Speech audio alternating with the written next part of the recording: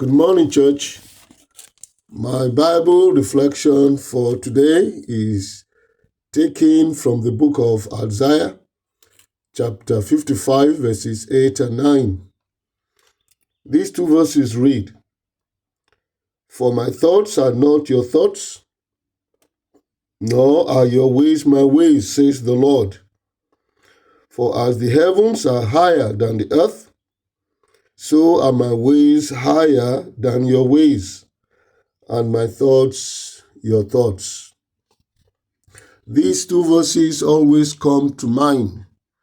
When things do not happen the way we expect them to happen, or when God does not answer our prayers the way we expect, and it appears that God's time is late, or God's time is delayed. It is good for us to remember two things that these particular scriptures tell us.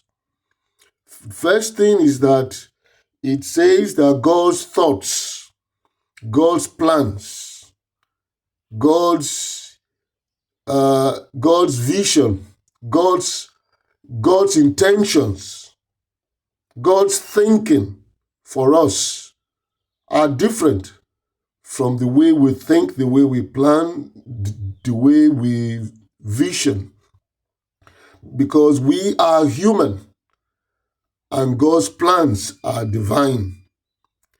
The second thing we are told in verse 9 is that God's ways are higher than our ways. And that tells us about how we compare our human ways with God's divine ways. God's divine ways are always higher.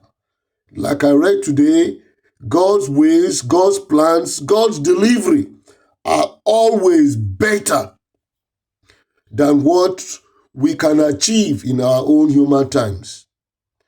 So what we can take home from this is that yes, God's thoughts, God's plans for us, they are different, they are higher, they are better.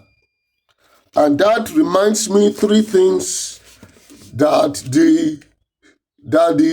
the scriptures tell me of what God does when he does things in his own time. In Isaiah chapter 60, verse 22, God says there that I, the Lord, will hasten it in its time. That actually means that when we feel things are late, things are delayed, it might just be that it is not yet God's time. But that when it is God's time, God says he will hasten it for it to happen. We also read from Ecclesiastes chapter 3, verse 11, where the preacher says God makes everything beautiful in its time.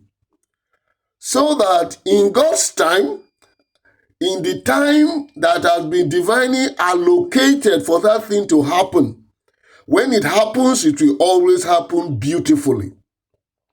Then another thing Paul tells us in Galatians chapter 6, verse 9, where he tells us we should not be weary in doing good. Then he added that for in due season, he says we shall reap if we do not lose heart, if we do not faint. So that in God's time, we see that God will hasten it. Like our Yoruba people say, were loba mishe, that is because that is God's time.